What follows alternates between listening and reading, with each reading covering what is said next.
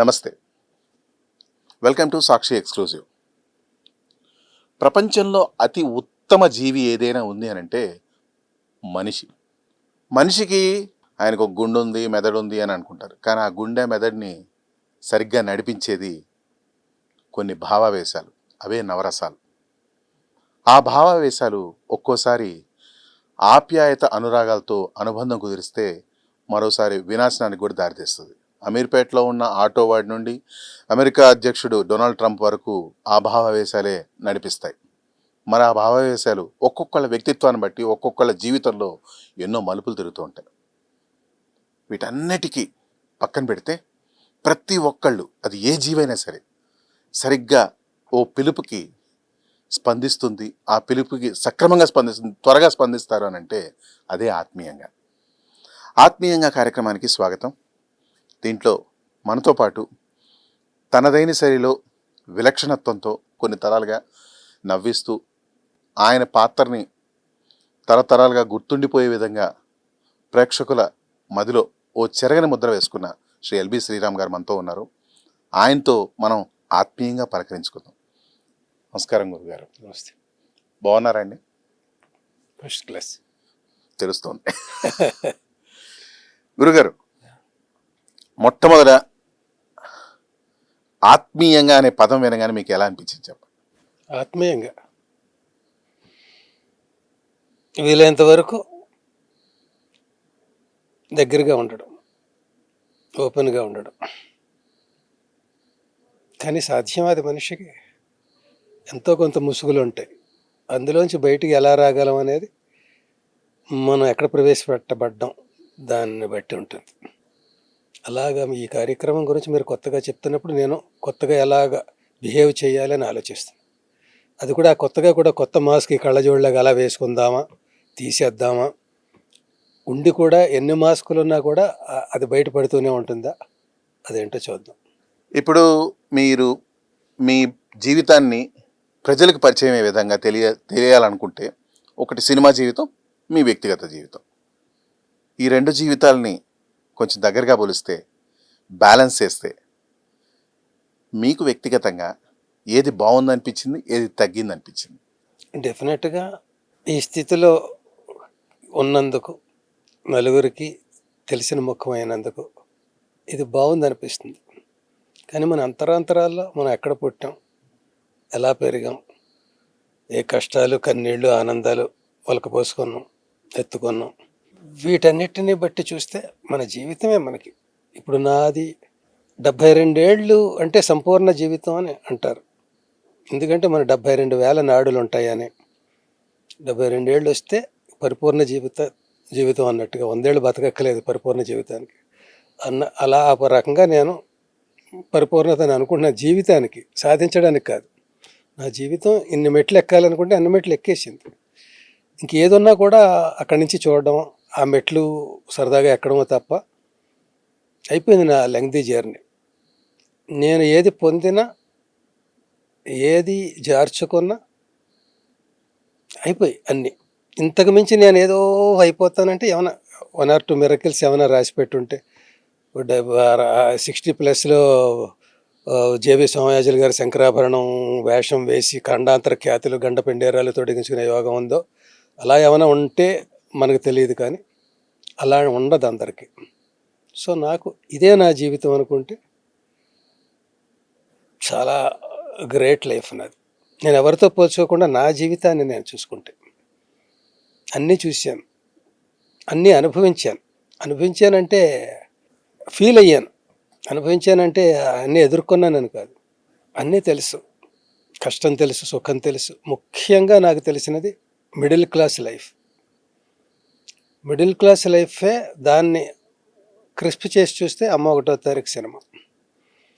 అందులో ఎత్తులకు పోయే, డాంబికాలకి పోయే స్వభావాల కల మిడిల్ క్లాస్ వాళ్ళు ఉంటారు తప్ప ఎత్తు స్థాయి మనుషులు ఉండరు.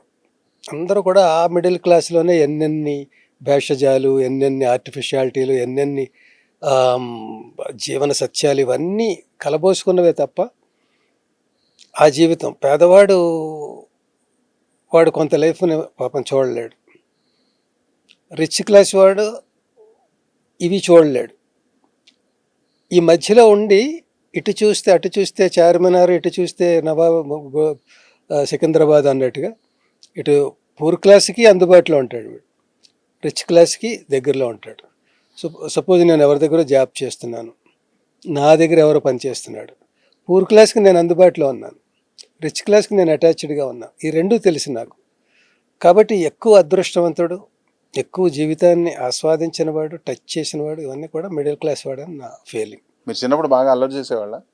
అస్సలు అల్లరంటే తెలియదు. చాలా కామ్ గోయింగ్. చాలా కామ్ గోయింగ్. 7 బ్రదర్స్, నేను తప్ప అందరూ కూడా విపరీతమైన నాలెడ్జ్ అనండి, టాక్టివ్ అనండి, విషయ పరిజ్ఞానం అనండి. మూడీ పర్సనా మీరు అప్పుడు? మూడీ కాదు, ఏంటో నాకేం తెలియదు అనే ఒక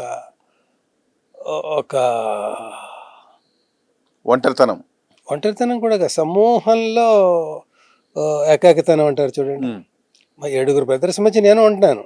వాళ్ళ సమావేశం ఏం జరిగినా అందులో నేను ఇదేదో ఇది కొట్టేవాడు, ఏదో చిడతలు కొట్టేవాడు, నాది ఆర్కెస్ట్రాలో నేను ఉన్నా. కానీ వాళ్ళ ఇన్స్ట్రుమెంట్స్ వేరు, నా ఇన్స్ట్రుమెంట్ వేరు. వాళ్ళ ఇన్స్ట్రుమెంట్స్ వినపడితే నాది వినపడదు. ఫీల్లో ఉంటారు. నాది ఎక్కువ దాన్ని ఎందుకు నేను ఎలా ఉంటానంటే, నా దగ్గర చిన్న ఇన్స్ట్రుమెంట్ ఉంది, అవి పెద్ద పెద్దవన్నీ కీబోర్డ్లు అవి అవన్నీ ఉన్నాయి, వైలిన్లు అవన్నీ. అవి ఆస్వాదిస్తూ నేను దానికి మ్యాచింగ్గా ఉండాలనేదే తప్ప నేను డామినేట్ చెయ్యాలి, నేను డామ్ డూమ్ అనేది అది ఉండదు. ముందుకెళ్ళి దూసుకు వెళ్దాం అన్న దుందుడుకు భావం అయితే కాదు. సెటిల్డ్గా అంతా. నాకు స్కూల్లో అలా నడుస్తూ ఉంటాం. ప్రతి క్లాసులో మంచిగా ప్రతి సబ్జెక్ట్లో స్లిప్ టెస్ట్లు అని ఉండేవి మాకు. ఇప్పుడు మంత్లీ టెస్టులు, వాటి దగ్గర నుంచి ఫైనల్ ఇయర్ దాకా అన్నిట్లో ఫస్ట్ ఆర్ సెకండ్ నా మార్క్ ఎప్పుడు కూడా. అలాగే కల్చరల్ యాక్టివిటీస్లో కూడా ఒక డిబేట్స్లో వక్తృత్వం కానీ, ఒక వ్యాసరచన కానీ, ఆర్ట్స్ నాటకాలు అవి వేయడం కానీ, అన్నిట్లో కూడా ముందు ఉండేవాడిని. నాకు అంటే అదేం పెద్ద లండన్ యూనివర్సిటీ ఏం కాదు కదా, స్కూల్ అంటే అంత. ఆ విలేజ్లో ఒక స్కూల్లో నేను తోపు. చిన్నప్పుడు మీకు బాగా గుర్తుండిపోయే ఫ్రెండ్లు ఎవరైనా ఉన్నారా? ఉంటారు కానీ అంటే గుర్తు తెచ్చుకోగలిగిన వ్యక్తి పేరు కానీ ఏమైనా? ఒక ఫ్రెండ్ ఉండేవాడండి. ఆయన అప్పటికి నా వయసు 10 ఏళ్ళు అనుకుంటే, ఆయన వయసు 50 అంత. అర్థమైంది. ఎలాంటి ఫ్రెండ్ అంటే, మా మదర్కి బావ, అక్క మొగుడు ఇంత ఉంటాడు. ఆయన గజం బద్ద అనేవారు, గజం అంత ఉంటాడు కనుక. ఆయన సైకిల్ ఆయనే తొక్కగలడు, ఆయనే బ్రేక్ వేయగలడు, ఆయనే రిపేర్ చేయగలడు. ఇంకెవడైనా ఎక్కితే పడిపోతాడు, యాక్సిడెంట్ అయిపోతుంది. ఆయనకి అది తప్ప ఇంకేది ఎక్కినా ఆయనకి ఇబ్బంది అయిపోతుంది. ఆయన ఇలా చూస్తున్నాడు అనుకుంటాం, కానీ అక్కడ చూస్తున్నాడు అనమాట. మిమ్మల్ని చూడాలంటే అక్కడ చూస్తాడు, ఎలా వెళ్ళిపోతుంది, ఇదేంటి రోడ్డు చూడకుండా వెళ్ళిపోతున్నాడు అనుకుంటాం. ఆయనకి ఇలా చూస్తేనే ఇదే. మనం అక్కడ కూర్చుని ఇలా వెళ్ళిపోతున్నాడు కదా అని మన చూస్తున్నాడు అనుకుని విష్ చేస్తే ఆయన గమనించాడు, ఆయన ఇక్కడ చూస్తే వెళ్తున్నాడు. అలాంటి ఆయన హోమియోపతి వైద్యం అది. నన్ను నా యొక్క రేంజ్ ఆయనకి తెలుసు. బుద్ధిమంతుడు, తెలివైన వాడే, సైలెంట్, ఇవన్నీ ఆయనకు తెలుసు, అందరికీ తెలుసు. ఆయన ఎక్కువ ఫోకస్ చేసేవాడు. ఆయన ఎలా ఉండేదంటే, మా ఊరికి పక్క కొంచెం దగ్గరలో ఊరు, 5-6 కిలోమీటర్ల దూరంలో. ఆయనకు మంచి పనస పళ్ళు, మామిడి పళ్ళు ఇవన్నీ బాగా ఉండేవి. సమ్మర్లో నేను 4 నెలలు ఆయన దగ్గర ఉండాల్సి వచ్చింది. అప్పుడు ఎలా ఉండేదంటే, రాంబాబు అనేవారు. నాకు చాలా పేర్లు ఉన్నాయి. లంక భద్రాద్రి శ్రీరామచంద్రమూర్తిలో లంకా అని ఆఫీసుల్లో ఉండేవారు. భద్రాద్రి అని మా స్కూల్లో అనేవారు. రాంబాబు అని ఇంట్లో అంటారు. ఇలా రకరకాల పేర్లు. ఆయన డైలాగే తమాషాగా ఉంటుంది. నేను కొన్ని సినిమాల్లో పెట్టాను కూడా. నమాజు ఏదో చేస్తుంటే ఎక్కువ ఉంటుంది చూడండి, నన్ను పిలవాలనుకోండి, అక్కడ పెద్ద 10 ద్వారాలు ఉన్న ఇల్లు అనమాట అది. వీధి గది నుంచి దొడ్డి గది ఇంకో వీధి, ఇది ఇంకో వీధి. రే రాంబాబు అనేవాడు. అది ఓ అనేవాడు. ఆయన వెక్కిరించడానికి నేను అంత అక్కర్లేదు. అంటే ఆయన అలాగా ఆ బ్రీత్ ఆపే బుద్ధి అవ్వదు, ఆ వాయిస్ అలా వదిలేవాడు. ఆ పడగదిలో పందిరి మంచం కింద పనసపండు ఉంటుంది, ఎలా తీసుకురా అనేవాడు. పనసపండు అంటే ఇంత ఉంటుంది అనుకుంటా, అంత ఉండేది అది. అది తీసుకెళ్ళాలంటే నేను దాన్ని అలా తోస్తూ రోడ్డు రోలన్నీ తోసేటట్టుగా తీసుకెళ్ళి అక్కడ తీసుకెళ్తే ఆ కత్తిపేట తీసుకుని దాన్ని 2 చెక్కలుగా కొయ్యి అనేవాడు. ఏంటి ఇదా అంటే మొత్తానికి కోసేవాడు. ఓ చెక్క వీధరికి మీద పట్టుకెళ్ళిపోయి తినేసిరా అనేవాడు. ఇది కొయ్యడానికే గంట పట్టింది నాకు, అది తినేసిరా వాళ్ళు. అది కూడా వీధి చివర. చేస్తానంటే చావడం ఎందుకు, బతకడానికి ఎంత తినాలో అంతే తినేసి వచ్చాయి, మిగతాది వదిలేయి అనేవాడు. ఆయన గురించి నేను ఇంత ఆలోచించి చెప్పాల్సి వచ్చిందంటే, ఫ్రెండ్ అంటే క్లాస్లో స్కూల్ మేట్స్ వాళ్ళందరూ బోల్డ్ మంది ఉంటారు. ఒక ఫ్రెండ్ గుర్తుండిపోయే ఫ్రెండ్ అంటే ఆయన. ఆయన భావాలు నేను పంచుకోగలిగేవాడిని, నా భావాలు ఆయన పంచుకోగలిగేవాడు. రేపు అట్లా ఉండేది. అంటే ఇది అంత ఆత్మీయంగా మాట్లాడకూడదు, కానీ అసలు నా పెళ్ళయ్యాక కూడా నా విషయాలు ఏమైనా ప్రాబ్లమా ఇదా అదా ఇవన్నీ అడిగి తెలుసుకునేవాడు అనమాట. అది ఎవరు పంచుకోలేరు అలాంటి షేరింగ్. సొల్యూషన్స్ చెప్పేవాడు, అది చెప్పేవాడు. విపరీతమైన లెక్కలు అడుగుతూ ఉండేవాడు. ఏమంటే చిక్కు లెక్క, తమాషా లెక్కలు. ఒక గుడికి 50 ద్వారాలు ఉన్నాయరా. ఆ 50 ద్వారాల్లో ఒక్కొక్క ద్వారం దగ్గర ఒక్కొక్క పూజారి ఉన్నాడు, ఒక్కొక్క దేవుడు ఉన్నాడు. ఒకడు కొన్ని నిమ్మపళ్ళు పట్టుకుని వెళ్ళాడు. మొదటి ద్వారం దగ్గర తనకు దగ్గర ఉన్న పళ్ళల్లో సగం ఇచ్చేసేవాడు. ఆయన ప్రసాదంగా ఒక పండు ఇచ్చేవాడు. రెండో ద్వారం దగ్గరికి వెళ్ళేవాడు ఇంకో దేవుడు. ఆయన ఉన్న వాటిలో అక్కడికి సగం ఇచ్చేస్తే ఆయన ఒక పండు ప్రసాదంగా ఇచ్చేవాడు. ఇలా 50 ద్వారాలు దాటి వెళ్ళాడు. అయిపోయి బయటకు వచ్చేసాక ఒరే ఎన్ని పళ్ళు పట్టుకెళ్ళాడు, అన్నీ ఈయన దగ్గర ఉన్నాయిరా అన్నాడు. ఎన్ని పళ్ళు అవి? వీళ్ళందరూ 20 మంది ఉంటారు, ఎవరు లెక్కలు కడుతున్నారు. నేను 2 అన్నాను. ఒకటేమో 10 అని 20 అని ఏదనేది రకరకాలు చెప్పారు. 2 అంటే వాడు ఇది నాకు, అది తెలివితేటలండి అని ఇలాగ అన్నిట్లో ఇదిగా ఉండేవాడు. ఆయన నాకు పర్సనల్గా కూడా చాలా సలహాలు ఇవ్వడం, మందులు ఇవ్వడం, హోమియోపతి మందులు తనలో కలిపేసుకోవడం నన్ను. మీకు బాగా గుర్తుండిపోయే అద్భుతమైన సంఘటన బాల్యంలో ఇది, ఇంకా అంటే మీరు లైఫ్ టైం ఎట్లానే గుర్తుపెట్టుకున్నారు? చిలిపి సంఘటన అవ్వచ్చు, ఏదైనా అవ్వచ్చు. చాలా టైం తీసేసుకోవాల్సి ఉంటుంది. అది అంటే మీకు గుర్తుంటేనే చెప్పండి, పర్లేదు. గుర్తుండిపోయే సంఘటనలు చాలా ఉంటాయి. నేను ఎందుకంటే బాల్యంలో సార్, పూర్తిగా బాల్యంలోనే అంటే నేను superiority complex based on inferiority complex అని మా పెద్దనే అంటుండేవాడు. నాకేం తెలియదనే నిజం మీద నన్ను తెలియనట్టు ఉండకూడదు, తెలిసినట్టు ఉండాలనే మేకప్ ఏదైతే ఉంటుందో అది సుపీరియారిటీ కాంప్లెక్స్, దీని మీద బేస్ అయ్యి ఉంటుంది. అలాగే నేను వీళ్ళందరిలో డల్ కనుక నేను యాక్టివ్గా ఉంటున్నట్టుగా బిహేవ్ చేయాల్సి వస్తూ ఉండేది.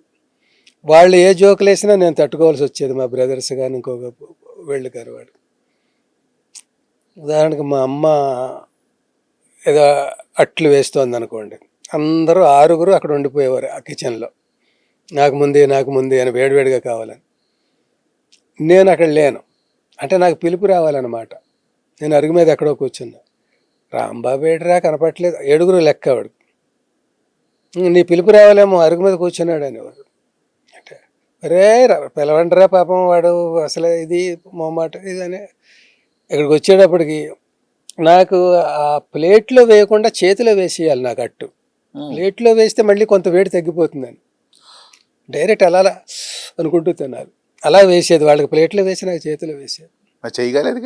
కాలుతూ తినడం. అది టీ కూడా అలాగే తాగేవాడిని చిన్నప్పుడు నేను. అందుకే ఇలా రాయగలిగానేమో, ఆ ఎమోషన్ అదేనేమో తెలియదు. అదే దాన్ని పంప్ చేసుకోవడానికి మనం ఎక్కువ చేసుకోవాలంటే చూడండి, ఇప్పుడు గొంతు పేల గొంతు అనుకోండి, అలా బిగపట్టి ఏదో చేయాలి కదా. ఇవన్నీ అలా సడన్గా అడిగితే చాలా ఇంతకంటే గొప్ప సంఘటనలు మర్చిపోయి ఉండదు. సో మిమ్మల్ని బాగా భయపెట్టిన సంఘటన ఏమైనా ఉందా? అయితే అందరికీ ఉంది ఈ అనుభవం, నాకు ఉంది. మా ఊరు నుంచి ఇంకో ఊరు వెళ్తున్న మధ్యలో ఒక గ్యాప్, ఒక పెద్ద రావి చెట్టు ఉండేది. అది దెయ్యాల రావి చెట్టు అనేవారు. జీవితం రోజు మేము ఏదో ఒక రకంగా ఆ ఊరు వెళ్ళి వస్తూ ఉండాలి. ఒకసారి వచ్చేటప్పుడు చీకటి పడిపోతుంది. సినిమాకి ఏదో టూరింగ్ టాకీస్ ఆ ఊళ్ళో ఉంది, అక్కడి నుంచి రావాలంటే చీకటి పడిపోతుంది. సెకండ్ షో చూసి వస్తే 2 ఎంతో అవుతుంది. అప్పుడు ఒకసారి ఇద్దరు వెళ్ళేవాళ్ళం, ఒకసారి ముగ్గురు వెళ్ళేవాళ్ళం. అలా ఒక్కడిని వెళ్ళింది ఉండదు. కానీ అది దాటితే బతికిపోయినట్టే. రోజు గండం అది. ఆ రావి చెట్టు దాటేస్తే ఇంక మనం అమ్మాయ ఈ రోజుకి బతికేసాం అన్నట్టు. ఎప్పుడు దెయ్యం కో అని కూడా అనలేదు. అది ఏంటో అలా ఆ మూఢ అదే. అతడు సినిమాలో ఆ కొక్కెం పట్టుకున్న ఇది ఉంది, అలానే ఉంటుంది. రైట్ సార్, మిమ్మల్ని బాగా బాధ పెట్టిన సంఘటన ఏమన్నా చిన్నప్పుడు? నేను స్కూల్ ఫస్ట్ అండి, చెప్పాను కదా. ముఖ్యంగా మ్యాథ్స్లో టాపర్ నేను. 100కు 100. మిగతా వాటిల్లో 100కి 100 వేయరు, 99.5 వేస్తారు. అరా కలిపి 100 అంటారు తప్ప 100 వేయరు. 100కి 100 వేసేది ఓన్లీ మ్యాథ్స్లో. ఆ మ్యాథ్స్ చాలాసార్లు నాకు 100కి 100 వచ్చేవి. అలాంటిది ఒక ఎస్ఎస్ఎల్సి అనేది నేను లాస్ట్ బ్యాచ్. 10th క్లాస్ కాకుండా 11th క్లాస్ కూడా హై స్కూల్లో ఉన్నది. దాని తర్వాత ఇంటర్మీడియట్ కాకుండా పియూసీ అని ఉంటుంది కాలేజీలో. ఇది 10th plus intermediate 2 years 12 class అయింది కదా. ఇది ఎస్ఎస్ఎల్సి అంటే 11 క్లాసెస్ ప్లస్ పియూసీ 1 year, అలా కూడా మ్యాచింగ్ అయిపోయేది. ఆ ఎస్ఎస్ఎల్సి ఎగ్జామ్ రాసేటప్పుడు ఎక్కడో సెంటర్ ఉండేది. మా స్కూల్ వాళ్ళందరూ కలిసి ఒక రూమ్లో వేశారు. మా స్కూల్ లీడర్ ఉండేవాడు. వాడంటే భయం అందరికీ భయం. నేను సైలెంట్ కనుక ఇంకొంచెం ఎక్కువ భయం నటించేవాడిని. మరి మళ్ళీ భయపడకూడదు. ఇవన్నీ ఉన్నా కూడా సెల్ఫ్ రెస్పెక్ట్, ఆత్మవిశ్వాసం ఇది ఉంటుంది కదా, అది డామినేట్ చేస్తుంటుంది ఎప్పుడు. అది ఎందుకంటే దాన్ని పెంచి పోషించాం మనం, నువ్వు తగ్గకూడదు ఎక్కడ అన్నట్టుగా. ఆ ఎగ్జామ్స్లో, మ్యాథ్స్ ఎగ్జామ్స్లో ఇష్టానికి వీడు నా వెనకాల కూర్చున్నాడు, ఆ స్కూల్ లీడర్. అక్కడ భద్రాద్రి అనేవారు స్కూల్లో. ఆ పేపర్ అడిగేవాడు నన్ను, నేను రాసేసిన ఆన్సర్ పేపర్. భద్రాద్రి రాసిన పేపర్ ఏంటి, నేను రాయాలని అనేవాడు. నా పేపర్ నీకు ఇవ్వడం ఏంటో, నేను ఇవ్వను అనేవాడు. ఇస్తావా లేదా అలాగ సతాయించి నన్ను రాసుకొని ఇవ్వకుండా రాళ్ళు ఇచ్చి కొట్టేవాడు. వాడేమన్నా వాడు లాక్కున్నా ఏదో మొత్తానికి. దాంతో నా టైం వేస్ట్ అయిపోయి సరిగ్గా రాయలేదు నేను. 100కి 100 రావాల్సింది అది 40 ఎంతో వచ్చింది. అది లేదు, సగం లేదు కదా, రాయనివ్వలేదు వీడు. టైం అయిపోయిన తర్వాత వాడు తీసుకున్న పేపర్ నాకు ఇవ్వలేదు. అది నేను రాస్తున్నానంటే నువ్వు ఎలాగైనా పాస్ అయిపోతావు, నువ్వు ఫస్ట్ మార్క్ వచ్చేస్తావు, మేము ఫెయిల్ అయిపోతాం ఇక్కడని వాడు ఫోర్స్ చేసి తీసుకున్నాడు.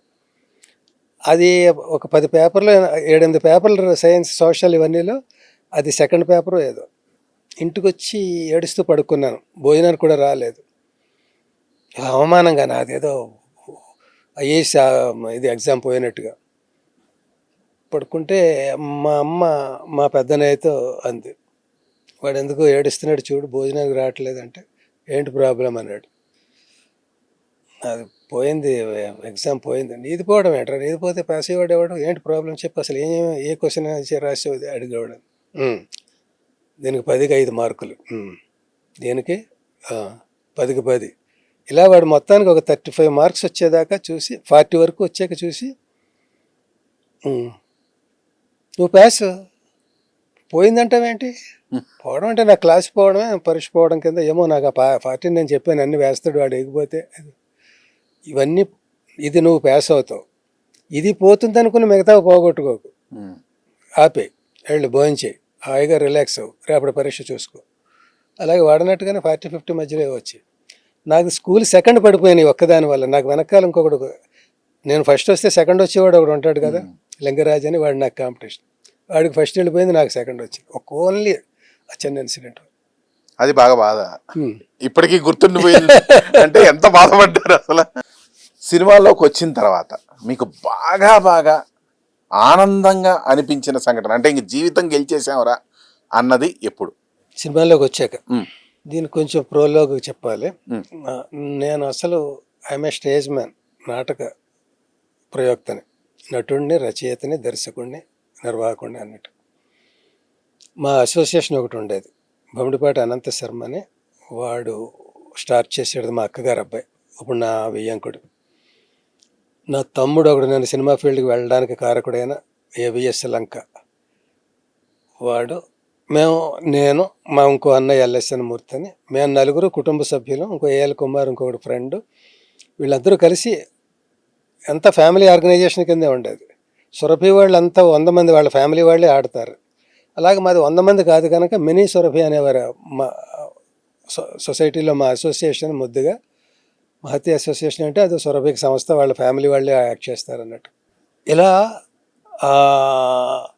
ఈ నాటకాలు ఆడుతూ ఉండగా ఇందులో వీళ్ళందరికంటే నాకు జీళ్ళు ఎక్కువ ఉండేది. నేను ఎందుకంటే వాళ్ళు ఓన్లీ యాక్టింగ్ మీదే వాళ్ళ ఇంట్రెస్ట్, నాది రైటింగ్, యాక్టింగ్. తర్వాత మా గురువు దేశరాజ్ హనుమంతరావు గారు, ఆయన వల్ల మేము ఎక్కువ, నా నాలెడ్జ్ ఏమన్నా ఆయన వల్ల. ఇది నాటక రంగంలో ఎక్స్పెరిమెంటల్ థియేటర్కి ఆయన పితామహుడు. ఆయన దగ్గర చాలా నేర్చుకున్నాను నేను. సెటైర్ కానీ, ప్రయోగాలు కానీ, పదప్రయోగాలు కానీ, ఏదైనా కూడా నా క్రెడిట్లో చాలా భాగం ఆయనకు దక్కుతుంది. పునాదులు అవే కదా.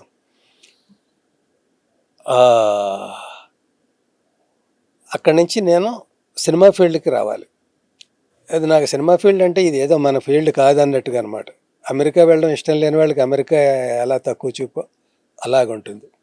సినిమా అక్కడ మనకి స్వేచ్ఛ ఉండదు, అంతా ఎవరెవరు చుట్టూనో తిరగాలి, మన ఆత్మాభిమానాన్ని చంపుకోవాలి, ఇవన్నీ ఏవో కొన్ని ఒక ఏమంటారు లిస్ట్ తయారు చేస్తారు, రూల్స్ అండ్ రెగ్యులేషన్స్ లాగా. అది మనకు కాదు. మన నాటకాలు ఆడుతున్నామని ఎలా ఉండేదంటే, శంకరాభరణం వచ్చిన కొత్తల్లో, రే శంకరాభరణం సినిమా రిలీజ్ అయిందిరా చూడాలి కళాఖండం అదంటే, మేము ఏదో నాటకం రిహార్సల్స్ చేస్తున్నాం, అందులో ఒకడు ఒప్పుకోలేదు, అంతకంటే పెద్ద కళాఖండాలు మనం చేస్తున్నాం, మన నాటకం వదిలేసి సినిమాకి వెళ్ళడం ఏంటి అన్నాడు. అంటే మేము స్క్రూటినీ ఇవ్వాలి కాంపిటీషన్కి. అంటే అలా ఉండేది నాటకాల గురించి చెప్తున్నాను. మనకంటే గొప్పది ప్రపంచంలో లేదు అన్నట్టుగా. సో అలాగే ఫ్యామిలీ దగ్గర నుంచి మొదలు పెడితే మన కుటుంబం కంటే గొప్ప కుటుంబం ప్రపంచంలో లేదని చిన్నప్పుడు అలా అనుకుంటాం. మన అన్న, మన తమ్ముడు, మన అమ్మ, మన చెల్లి, నాన్న, ఇవన్నీ. అక్కడి నుంచి నాటక రంగానికి నేను రచయితగా వచ్చాను. నటనే నా ప్రధానం. ఏదైనా కూడా నటుడిగా అంటే చాలా ఎక్సర్సైజులు చేయాలి, ఒక ఆల్బమ్ పట్టుకు తిరగాలి, మన ఫేస్ అందంగా చూసుకోవాలి, బాడీ చూసుకోవాలి, ఇవన్నీ అనుకొని. అంతకంటే గొప్ప టాలెంట్ రైటింగ్ ఉంది కదా. రైటర్స్ ఎక్కువ మంది ఉండరు కదా, ఒక సినిమాకి ఒకడు తప్పితే 2 ఉంటారు తప్ప, కథా రచయిత, డైలాగ్స్ అని. కుర్చీ ఇస్తారు, కాఫీ ఇస్తారు, పెన్ను ప్యాడ్ ఇస్తారు, గౌరవం ఇస్తారు, కారు ఇస్తారు, అన్నీ మర్యాదలు ఉంటాయి. మర్యాదగా వెళ్ళాం కనుక మనం ఏదో ఎక్కడి నుంచో పారిపోయి వెళ్ళిపోలేదు కనుక ఇండస్ట్రీకి మర్యాదగా ఉండాలని రైటర్గా ఎంచుకున్నాను. నేను బోర్డు పెట్టుకున్నాను, ఐఎమ్ ఏ రైటర్ అని. ఆ బోర్డు పెట్టుకున్న పాపానికి 12 ఏళ్ళు రైటర్గా ఉండిపోయాను. ఎప్పుడో యాక్టర్ అవ్వాల్సింది. ఎందుకంటే అందులో ఇరుక్కున్న తర్వాత నువ్వు బాగా రాసేస్తున్నావు, హలో బ్రదర్ రాసేస్తున్నావు, హిట్లర్ రాసేస్తున్నావు, అప్పులప్పారావు రాసేస్తున్నావు, ఇవన్నీ ఒకదాని మీద ఒకటి పేరు వస్తుంటే ఇంకా యాక్టింగ్ మీద మనకి దృష్టి ఉండేది కాదు, మన యాక్టర్ చేయాలని ఎవరికీ ఉండదు. ముఖ్యంగా మా గురువు ఈవి సత్యనారాయణ గారికే ఉండేది కాదు. ఎందుకంటే మన రైటర్ని పోగొట్టుకోడు కదా యాక్టర్ చేసేసి. అలాగా చెప్పొచ్చేది. ఇప్పుడు మన కమింగ్ టు ది పాయింట్, బాగా ఆనందం ఇచ్చిన సందర్భం. ఇలా నేను చేశాను, అవస్థలు పడ్డాను ఇండస్ట్రీలో. చేసి ఫైనల్గా నేను ఒక గూటికి చేరుకున్నాను. ఆ గూటి పేరు ఈవివి సత్యనారాయణ గారి కాంపౌండ్. అక్కడ నాకు ఆయన అవకాశం ఇచ్చాడు సినిమాకి, అప్పులప్పారావు అని. ఆ సినిమాలో మీరు కనుక గుర్తు చేసుకున్నా, చూడకపోతే చూసినా, అందులో చేసిన పదప్రయోగాలు కానీ, అందులో పెట్టిన మేనరిజమ్స్ కానీ విపరీతంగా ఉంటాయి. మిగతా వాటిలో లేవని కాదు, అది ప్రారంభం కనుక. నేను ఏం రాస్తే అది ఆయన ఎలాగా వెన్ను తట్టేవాడు, అభినందించేవాడు, అప్రిషియేట్ చేసేవాడు. ఉదాహరణకి అప్పుల వాళ్ళందరినీ గౌరవంగా పిలుచుకునేవాడు అప్పులు అప్పారావు. అతను తెల్లారులేస్తే వాళ్ళతోటి ఇతనేది. అప్పు తీసుకోవడం తెలుసు తప్ప తీర్చడం అతని జన్మలో లేదు. వాళ్ళ క్లయింట్స్ని అందరినీ, అప్పులు ఇచ్చిన వాళ్ళందరినీ గౌరవంగా పిలుచుకుంటాడు. ఎలాగంటే ఇంటి పేరు ఒకటిది, మనిషి పేరు ఒకటిది. రేలంగి ఇంటి పేరు, రమణారెడ్డి మనిషి పేరు. ఏమంటే రేలంగి రమణారెడ్డి గారు, మీరు కాసేపు ఆగండి, మీ సంగతి తర్వాత చూస్తాను అని. అలాగా మీకు ఇంకో చోట అప్పు దొరుకుతుందని కానీ ఎవరో వార్త పట్టుకొస్తారు. ఏంటి ఈ అప్పు కాకుండా ఆ అప్పు కూడానా? ఈ ఈ ప్రాసెస్లో ఇందులో ఆహా ఎంత శుభవార్త చెప్పావయ్యా దాసరి రాఘవేంద్రరావు అనేది ఒక పదప్రయోగం. ఈ పదప్రయోగాన్ని మా భాషకి ఈవీవికి బాగా నచ్చేసి ముహూర్తం షాట్ దీన్నే పెట్టాడు. సినిమాలో ఫస్ట్ డైలాగ్ అది. Rajendra Prasad hero, first clap ఏదో రాఘవేంద్రరావు గారు, ఫస్ట్ షాట్ డైరెక్షన్ అది ఒకటి రాఘవేంద్రరావు గారు, ఒకటేమో దాసరి నారాయణరావు గారు. డైలాగ్ చెప్పేది రాజేంద్ర ప్రసాద్. ఇంకా చిన్న సస్పెన్స్లో ఉంచారు ముహూర్తం షాట్ ఏంటి అనేది. సరే క్లాప్ కొట్టారు, యాక్షన్ అన్నారు. ఈ రాజేంద్ర ప్రసాద్ ఆహా ఎంత శుభవార్త చెప్పావయ్యా దాసరి రాఘవేంద్రరావు అన్నాడు. అందరు నవ్వారు, కట్ కట్ అన్నారు. ఓకే ఓకే షాట్ ఓకే అన్నారు. ఇదేం డైలాగ్ ఇలా ఉంది ఏంటి అన్నారు. శుభవార్త చెప్పడం ఏమిటి, దాసరి రాఘవేంద్రరావు ఏమిటి అంటే అప్పులాళ్ళని అలా పిలుస్తూ ఉంటాడండి, అలా పేర్లు పెట్టి ఇదో మేనరిజంగా పెట్టాడు మరి రైటర్ అంటే. ఎవరు రైటర్, డైలాగ్ రైటర్ అంటే ఎల్బి శ్రీరామ్ అని. పాప నోట్లో నాలుక లేదండి, అంటే మాట్లాడలేడని. ఎలా ఉంటుంది, నోట్లో నాలుగు తీసి పెన్లో పెట్టేసుకున్నాడు మరి ఎవరు రాజేంద్ర ప్రసాద్ గారు. అయితే నేనేమో ఆ షాట్కి ముందు నేను ఏవిఎం స్టూడియో మద్రాసులో పోక చెట్లు ఉంటాయి కదా, ఇంకా కొబ్బరి చెట్ల కంటే సన్నగా దాని మాన ఉంటుంది, దాని చాటుని నక్కుతున్నాను అక్కడ కెమెరా అదేనో. నేనేమో వీళ్ళు చూస్తారు ఇప్పుడు ఈ డైలాగ్ ముహూర్తం షాట్, నన్ను చితక్కొట్టేస్తారని, వేళకోళంగా ఉంది అంటారని భయపడుతున్నాను. రావయ్యా నీ గురించే మాట్లాడుకుంటున్నాం ఇక్కడ అంటే అందరూ ఎంజాయ్ చేశారు వాళ్ళు. ఇంకా అందులో రకరకాల పదప్రయోగాలు.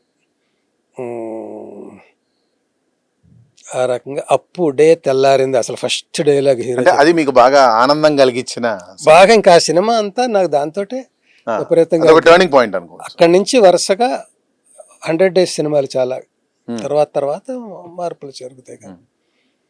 అది చాలా ఆనందంగా నేను సినిమా ఫీల్డ్కి వెళ్ళాక మొట్టమొదటి ఆనందించిన సంఘటన మీరు చెప్తాను. మిగతావి ఎంజాయ్ చేశాను కానీ ఆనందించడం కాదు. ఒక బ్రహ్మానందం ఏదో అంటారు చూడండి అలా. గురుగారు, జీవితంలో మనం పరిగెట్టేటప్పుడు మనకన్నా చాలామంది ముందు పరిగెడుతుంటారు, వెనక పరిగెడుతుంటారు. వాళ్ళ పరుగు చూసుకోకుండా మన పరుగు లాగేవాళ్ళు చాలామంది ఉంటారు. అలా మీకు ఎవరైనా తగిలారా? ఇది ఇందాక అనుకుంటున్నా లెక్కలు నా పేపర్ లాగేసుకున్నాడు వాడు చిన్నప్పుడు, కొంచెం మీరు సినిమా రంగంలో వచ్చినప్పుడు. అలా డైరెక్ట్ గా ఉండదండి, బోర్డు పెట్టుకుని నిన్ను లాగుతానని. అలా బోర్డు పెట్టుకుని మీకు తెలిసి ఉంటుంది కదా, మీరు వ్యక్తిని స్పెసిఫై చేయొద్దు. అలాంటి సందర్భం ఏమైనా వచ్చిందా మీకు? ఎదిగిపోదామని కాదు కానీ మిమ్మల్ని తొక్కేద్దామని ఆ రూట్లు కాదు, తన గొప్పతనం చెప్పుకోవాలి. దానికోసం ఏమైనా చేసే పరిస్థితి. అంటే ఏమైనా అంటే మిమ్మల్ని పక్కన పెట్టడం. నా వరకు సంబంధించి అలాంటి వ్యక్తులు తారసపడ్డారా మీకు? అలాంటి బాబురావు అని ఒక రైటర్ ఉండేవాడు. అయ్యో, పేరే చెప్పారా? లేడు, ఇప్పుడు ఆయన పోయాడు. పోయినప్పుడు కూడా చెప్పకపోతే ఇంకెప్పుడు చెప్తాను నేను. అప్పుడు భయపడేవాడిని. చెప్పండి. ఈవీవి గారి దగ్గర ఆయన ఉండేవాడు. ఆయన మంచి పద్ధతిలో ఉండేవాడు, ఆయనకు రైట్ హ్యాండ్లో ఉండేవాడు. ఇవన్నీ ఆయన కెలుకుతూ ఉండేవాడు సీన్లన్నీ కూడా. ఎవరు రైటర్ ఎవరైనా కూడా దాన్ని ఏదో యాడ్ చేస్తూ ఉండడం తన మెప్పు కోసం. కొంచెం ఏమైనా డబుల్ మీనింగ్ అవి ఉంటే అలాంటి ఆ క్రేజ్ ఇవన్నీ ఉన్నాయి అతనికి. నేను రాత్రి తెల్లవారులో నాకు ఇచ్చిన హోటల్లోనో ఇంట్లోనో ఎక్కడో కూర్చొని హోటల్లోనే ఎక్కువ చేసినవి సీను ఫెయిర్ చేయడం కూడా. అప్పట్లో ఇవి లేవు కదా, వెంటనే డిటిపి ఇవి వెంటనే టైప్ చేసినవి ఉండవు, చేతితో రాసినవి. ఒక రైటరు బాగా హ్యాండ్ రైటింగ్ ఉన్న అసిస్టెంట్ డైరెక్టర్ని ఆ రైటింగ్ పెడుతూ ఉంటారు. నేను అతనికి కూడా లేకుండా నేనే ఫైనల్ వెర్షన్ కూడా రాసి ఆ మార్పులతో ఉన్నప్పుడు ముత్యాల కోవ అంటారు, అలా రాసేసి సీన్ అట్లాగా మడిచి రేపు తీసే 2 సీన్లు ఇంకా ఫైనల్ వెర్షన్ అనమాట. అంతకుముందు ఎన్ని వెర్షన్లు అయినా రాసి ఉండొచ్చు. అక్కడ పెట్టేవాడిని. పెట్టేటప్పటికి పెట్టేసి 5 6 తెల్లవారులు రాసి పడుకునేవాడిని. నేను 10 షూటింగ్కి వెళ్ళేవాడిని. ఈ లోపల ఏం జరిగిపోయేది అంటే ఈ 4 గంటల్లో ఈ బాబురావు అనే అతను ఈ పేపర్లో పట్టుకుపోయి ఒకసారి రీడింగ్ ఇచ్చేసి ఆర్టిస్టులు అందరి దగ్గరికి వెళ్ళి భలే థాట్ వచ్చింది. రాత్రి తెల్లారగట్ట మెలకు వస్తుండగా వచ్చింది ఆయన ఆలోచన. నేను లేను, అమాయకుడిని, పడుకుని ఉన్నాను. ఈయనేమో ఈ ఆర్టిస్టులు కమెడియన్స్ అందరూ, ఈవి గారి సినిమా అంటే కమెడియన్లు ఇది కదా, వాళ్ళందరి దగ్గరికి వెళ్ళి ఎవరెవరికి ఏం గొప్పగా రాసేసాడో ఇవన్నీ చెప్పుకొని వాళ్ళు నిజమే అనుకునేవారు. అంటే అతను జీరో కాదు, మళ్ళీ జీరో అయితే తెలిసిపోతాడు కదా, కొంత టాలెంట్ ఉంది. అది నన్ను డామినేట్ చేసే తెలివితేటలు అనమాట. ఉమ్. ఓరి ఇతను ఎవడరా బాబు నాకు ఇలా తగులుకున్నాడని. నేను అది ప్రూవ్ చేసి కూడా నాకు ఇష్టం ఉండేది కదా. నేనే రాశాను అని ఉండదు కదా. సో ఇవన్నీ చిన్నప్పటి ఇలా ఉంటాయి. ఎప్పుడు ఆ మనిషితో ముఖాముఖిగా మాట్లాడడం, ఈ సందర్భం, ఇలాంటి సందర్భంలో ఆయనతో మాట్లాడడం అలాంటి ఏం జరగలేదా? ఊహు. అలా జరగలేదు కానీ బాధపడ్డారు అయితే. బాధపడుతుంది. ఉమ్. అలా చాలా జరిగి ఉంటాయి నాకు. అదేలే. మనం సినిమా అనేది నిజంగా ఒక రంగుల లోకం అనొచ్చు. ఈ రంగుల లోకంలో ఎన్నో రంగులు ఉంటాయి, ఎన్నో వ్యక్తిత్వపు రంగులు ఉంటాయి. లిటరల్గా చెప్పాలంటే మిమ్మల్ని ఇందాక ఒక క్వశ్చన్ అడిగాను, మిమ్మల్ని అణిచేసే వ్యక్తి గురించి చెప్పారు, బాగానే ఉంది. మిమ్మల్ని తోడుగా అనుకొని మీరు లేకపోతే సినిమా ఇండస్ట్రీ లేదు అని మిమ్మల్ని లేపేవాళ్ళు కూడా ఉన్నారు. అలాంటి వాళ్ళలో మీరు గుర్తు చేసుకోదగ్గ వ్యక్తి ఎవరు? డెఫినెట్గా ఉన్నానండి. అంటే ఒకళ్ళ పేరు చెప్తే మిగతా ఒక్కడే ఉన్నాడని కాదు. అదే కదా మాకు మసాలా. ఆ? నాకు సినిమా ఫీల్డ్లో ఉంటూనే నన్ను చాలా విపరీతంగా లైక్ చేసినవాడు, ప్రేమించినవాడు, తన ప్రతి సినిమాలో దాదాపు నాకు వేషం ఇచ్చినవాడు ఒకడు వివి వినాయక్, ఇంకొకడు జి నాగేశ్వర రెడ్డి. ఇంకా మీకు చాలామంది ఉన్నారండి. నేను బాగా ఎక్కువ గుర్తుపెట్టుకునేది వీళ్ళిద్దరిని. వివి వినాయక్ విషయానికి వస్తే నేను అప్పటికి రైటర్ని. ఇంకా మద్రాసు నుంచి ఇండస్ట్రీ ఇక్కడికి వచ్చింది 94లో. 95లో వచ్చింది. నేను 94లోనే ఏడాది ముందు వచ్చేసాను. ఇక్కడికి వచ్చాక యాక్చువల్గా హిట్లర్ రాశాను. అయితే అప్పుడు నేను రైటర్ని. ఈ వివి వినాయక్ కో డైరెక్టర్గా ఉండేవాడు. సాగర్ గారు అనే డైరెక్టర్. ఆయన దగ్గర ఒక 4 సినిమాలకు నేను రైటర్ని, అతను కో డైరెక్టర్. సాగర్ గారు ఎలాంటి మనిషి అంటే స్క్రిప్ట్ మొత్తం బైండ్ స్క్రిప్ట్ ఆయనకి ఇచ్చేసినా చదవడు ఆయన. రేపటి సీన్లు ఏంటి కథ ముందు డైజెస్ట్ చేసేసుకుంటాడు డిస్కషన్స్లో. షూటింగ్ పార్ట్కి వచ్చేటప్పటికి నాకు అదంతా చెప్పొద్దు, నేను ఇంతే బ్రెయిన్ నాది అనేది ఆయన జోక్గా చెప్తుండేవాడు. ఎక్కువ లోడ్ చేయొద్దు నన్ను, రేపటి సీన్లు ఏంటి, ఆ సీన్లు ఏవి. అందుకని ఇతనికి కూడా ఆయనతో ఈక్వల్గా గ్రిప్ ఉండేది స్క్రిప్ట్. ఇంకా ఇన్ అదర్ వర్డ్స్ ఇంకొంచెం ఎక్కువ ఉండేది కో డైరెక్టర్ కాబట్టి. అతను డ్యూటీ ఏంటంటే పగలంతా షూటింగ్లో ఉండాలి. అతను అందరూ వినయ్ వినయ్ వినయ్ అని నామస్మరణ చేస్తుండేవారు అందరూ ఆర్టిస్టులు, అన్ని డిపార్ట్మెంట్లు. అతను పగలంతా అక్కడ ఉండాలి, రాత్రి నా దగ్గరకు వచ్చేవాలి. కూర్చుని రేపటి 2 సీన్లు 3 సీన్లు అవి రాయించి వెళ్ళాలి. రఫ్గా ఏమైనా రాసి ఉండొచ్చు కానీ మేము ఫైనలైజ్ చేసుకోవాలి. రేపటి సీన్లు ఇవ్వండి, మన 120 సీన్లు రేపటి 2, 3 సీన్లు. అది నన్ను రాయించుకు రమ్మని ఆయన పంపేవాడు. 2 సీన్లు అంటే చెరో గంట అనుకుని 8కు అంతకు వెళ్తే 10కి వెళ్ళిపోయేలాగా మళ్ళీ మర్నాడు షూటింగ్ అటెండ్ అవ్వాలి. నన్ను రాత్రి పంపేవాడు ఆయన. పంపితే కో డైరెక్టరు మంచి మర్యాదలుగా అక్కడ సాగర్ గారి దగ్గర బాగుండేది. ఆయనకి ఇంత క్యారేజ్ వచ్చేది, ఎవరికి కో డైరెక్టర్కి.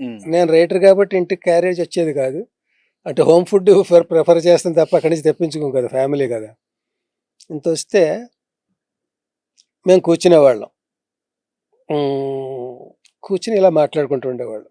రేపటి 2 సీన్లు మాట్లాడుకునే ముందు పిచ్చాపాటి ఏంటి ఇంకేంటి కబుర్లు, అదేంటి ఇదేంటి అనుకుంటూ మొత్తానికి ఏదో టాపిక్ వచ్చి సీన్ల గురించి మాట్లాడుకోవడానికి బీటింగ్ అరౌండ్ ది బుష్ అనమాట. డైరెక్ట్గా అటు వెళ్ళలేక ఏదో మాట్లాడుకుంటుంటే అందులో జనరేట్ అవుతుందని. మా దృష్టిలో ఏంటి అసలు మేము 2 మేధావులం ధైర్యంగా చెప్పుకోవాలంటే. ఏదో అనుకుని ఎలా రాద్దాం దీన్ని అని అడిగేవాడిని నేను. మీకు తెలియదు, మీరు చెప్పండి ఎలా రాద్దాం అని ఏదో అనేవాడిని. ఇంకా బెటర్గా చెప్పగలరు మీరు అనేవాడు.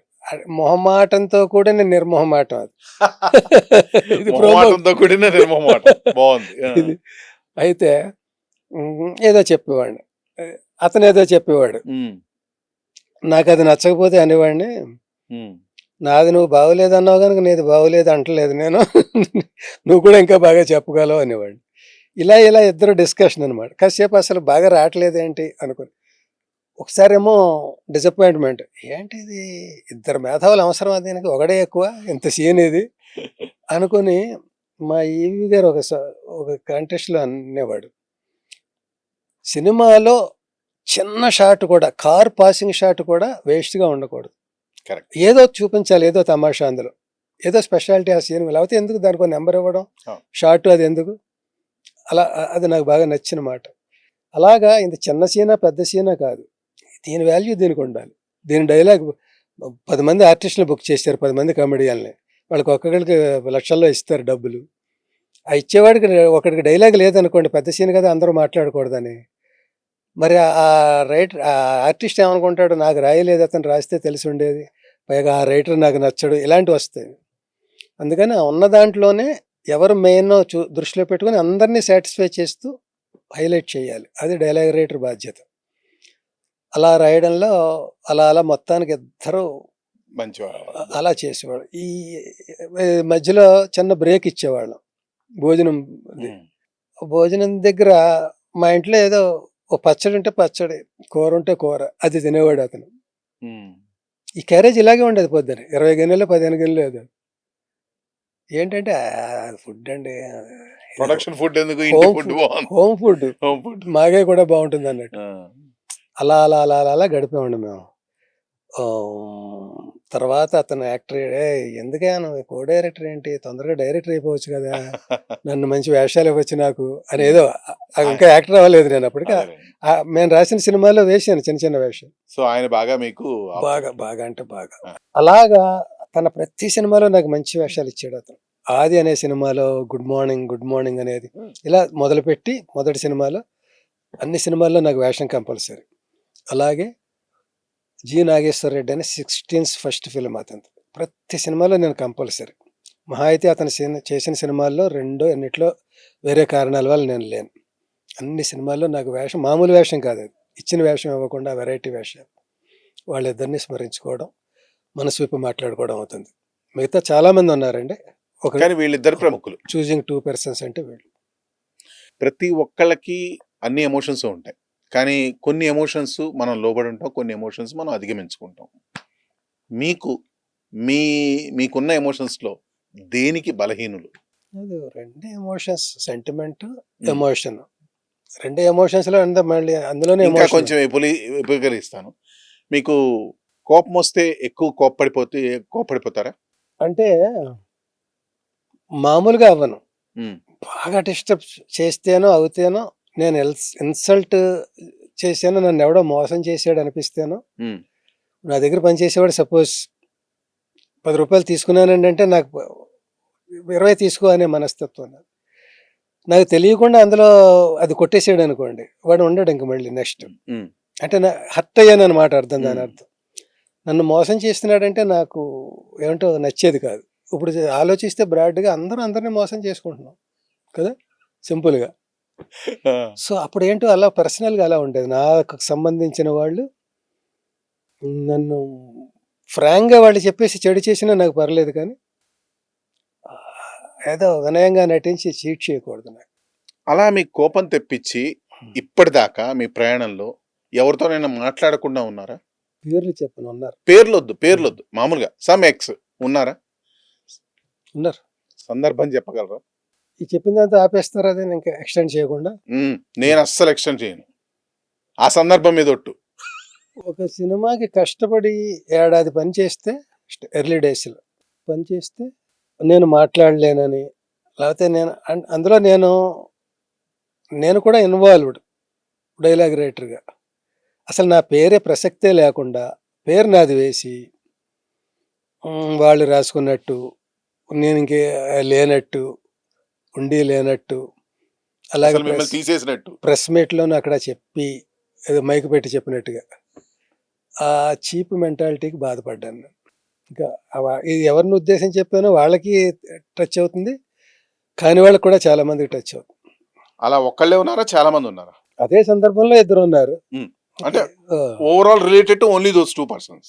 ఇంకా ఉంటారండి. అలా కాదు. నేను అడిగేది ఏంటంటే మీ జీవిత కాలంలో ఎవరైనా అది కుటుంబంలో గానీ, ప్రొఫెషనల్ లైఫ్‌లో గానీ వీడితో ఇంక నేను వీడు లేదా ఈవిడతోటి నేను ఇంక మాట్లాడకూడదు అనుకున్న సందర్భాల్లో ఎవరైనా వ్యక్తి మీకున్నారా? అనుకున్న సందర్భంలో అలాగే జరిగింది కదా! ఇప్పుడు నేను చెప్పిన ఈ మనిషి. అహా! వీళ్ళేనా? ఇంకెవరైనా ఉన్నారా అంటున్నా. అంటే ఇప్పటిదాకా మీరు మాట్లాడకుండా ఉన్నవాళ్ళు. మాట్లాడకుండా కూడా ఉండం. మాట్లాడతాం. హ్మ్. ఇప్పుడు సపోజ్ మనిద్దరు మీ వల్ల నేనేదో ఇబ్బంది పడ్డాను. మీరంటే నాకు ఇష్టం లేదనుకుందాం. ఏదో ఏదో కారణాన. తారసపడతాం. సినిమా ఫీల్డ్ కదా ఇది. పడినప్పుడు మామూలు ఆర్టిఫిషియల్‌గా పలకరించుకుంటాం. అది వేరు. అది తెలిసిపోతుంది ఆర్టిఫిషియల్ పలకరింపు అని కూడా.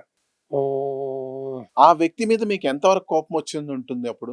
కోపం వచ్చినా నేను వెంటనే ఇందాక మీకు కోపం వస్తుందా ఏంటి ఇవన్నీ అడిగినప్పుడు హ్మ్. నాకు కోపం వస్తే విపరీతంగా వస్తుంది. హ్మ్. కానీ అది ఎంతసేపు ఉంటుందనేది ఆ సంఘటన బట్టి ఉంటుంది. హ్మ్. చాలా కోపాలు తాటాకు చెప్పుళ్ళంతే. మళ్ళీ నేనే ముందు పలకరిస్తాను. తప్పు అవతల వాడిదైనా కూడా, అవతల ఆమెదైనా కూడా నేనే పలకరిస్తాను. సో, అది ఎందుకంటే ఏమో ఆ సిట్యుయేషన్‌లో అలాగా అనుండొచ్చు. బేసిక్‌గా మనిషి మంచివాళ్ళే కదా! అనుకుని నేనే మళ్ళీ నా కోపాన్ని తగ్గిపోతుంది. హ్మ్. తగ్గినట్టు నటించడం కాదు పోతుంది. వానిషింగ్. మళ్ళీ నేను ఇప్పుడు కలవాలి మళ్ళీ. ఇది శాశ్వతం అయిపోకూడదు ఈ శత్రుత్వం. పలకరించేసుకుంటే అయిపోతుంది అక్కడికక్కడ. ఆ అకౌంట్ పేజ్ తిప్పేయొచ్చు. అలాంటి సంఘటనలు ఎక్కువుంటాయి. దీన్నే ఇంకో విధంగా కూడా అడుగుతాను. మీ జీవితంలో వీళ్ళని క్షమించకూడదు అని అనుకున్న వాళ్ళు ఎవరైనా ఉన్నారా? అది మళ్ళీ దేనికి దారితీస్తుందంటే వాళ్ళ మీద సింపతి చూపించే పాపం. అది తెలివి తక్కువతనం తప్ప తెలివైన కాదు. అదో రుగ్మత అది. అది వాళ్ళ ఆ! వాళ్ళ రుగ్మత అది. రుగ్మత వాళ్ళ యాటిట్యూడ్. ఉన్నారా అలాంటి వాళ్ళు ఆ ఎవరైనా? యాటిట్యూడ్ వల్లే రావాల్సినంత పైకి రాలేదు వాళ్ళనేది కూడా హ్మ్. ఉంటారు. హ్మ్. మనం గమనిస్తాం కదండీ! ఇండస్ట్రీ అంటే ఏంటి?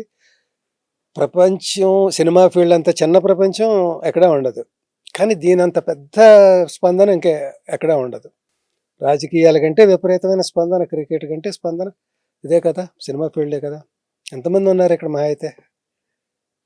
సో, ఇందులోనే అన్ని రంగులు ఇందాక రంగుల వేసుకున్న మేకప్‌ను మించిన రంగులు, అక్కర్లేని ఈ రంగులు ఎక్కువుంటాయి ఇక్కడ. హ్మ్. అవన్నీ తెలిసిపోతూ ఉంటాయి. రైట్. ఇందాక మనం మీ జీవితంలో అత్యద్భుత ఘటన అని చెప్పారు. హ్మ్. బాగా బాధ పెట్టిన సంఘటన ఏంటి? బాగా బాధ పెట్టినదేంటంటే, ఇదే ఇప్పుడు నేను ఇ ఇది చెప్పడం కూడా కరెక్టే ఇప్పుడు ఈ సందర్భంలో. మీరే పర్పస్‌తో నా యాంగిల్స్ టచ్ చేస్తున్నా కూడా ఇది నాకు అవసరం కూడా. ఇప్పుడు మా కమెడియన్‌లందరూ చాలామంది పైకెళ్ళిపోయారు. టాప్ 10 అనుకుందాం. చాలామంది అనేందుకు టాప్ 10లో సగం మంది పైగా పైకెళ్ళిపోయారు. ధర్మవరం, ఏవిఎస్ ఇలా ఇలా వీళ్ళందరూ పేరు చెప్పుకుంటే చాలామంది వెళ్ళిపోయారు. మిగిలిన వాళ్ళలో కొందరు యాక్టివ్‌గా లేరు. కొందరు ఏదో ఇన్ అదర్ వే యాక్టివ్. నేను యాక్టివ్‌గా ఉన్నా. ఉండి చాలా కాలంగా నేను షార్ట్ ఫిల్మ్స్ చేస్తున్నా. ఎందుకు చేస్తున్నాను? నేను 450 పైన 500 లోపు 500 అనుకోండి 500 సినిమాలు చేసి 5 నంది అవార్డులు తెచ్చుకొని ఇంతమంది టాప్ 10 కమెడియన్స్‌లో నేను ఒకటి అయ్యుండి నంబర్ ఆఫ్ వెరైటీ క్యారెక్టర్స్ చేసి ఇంత వెర్సటాలిటీ చూపించాను నేను. నన్ను చివరిలో ఒక గాడికి కట్టేశారు. ఒక సెంటిమెంటల్ క్యారెక్టర్, సింపతి క్యారెక్టర్. అయ్యో పాపం అనేలాగా. అది దౌర్భాగ్యం ఎవరిదిది? అంటే నాది ఏది గుర్తురాదా? కామెడీ సీన్స్ వస్తుంటాయి కదా సార్. నా పేరు కొడితే వస్తాయి కదా వరుసగా సీన్లు నేను చేసిన క్యారెక్టర్లు అవన్నీ. రీల్స్‌లో వస్తుంటాయి కదా చిన్న చిన్న కొటేషన్స్ లాంటివి నేను చేసిన ఎమోషన్స్ గాని ఏవైనా కానీ. మరి ఏదది? సినిమా భాషలో ఎందుకు ఈ క్యారెక్టర్ అయితేనే గుర్తొచ్చి దానికే పిలవాలనే రిస్ట్రిక్షన్ ఏంటి? ఎందుకట్లా? ఉద్దేశపూర్వకంగా ఏమైనా చేస్తున్నారా? కాదు. అదే దౌర్భాగ్యం అంటే అదే. ఉద్దేశపూర్వకంగా ఎవ్వరికీ కక్ష ఉండదు కదా ఇక్కడ. నేను ఎవరికి శత్రువుని ఆ లెక్కన ఇండస్ట్రీ అంతా నాకు శత్రువులే అనాలి. అసలు లేరు నాకు శత్రువులు. నేను నాన్ కాంట్రవర్షియల్ అని ఒక బిరుదుంది నాకు.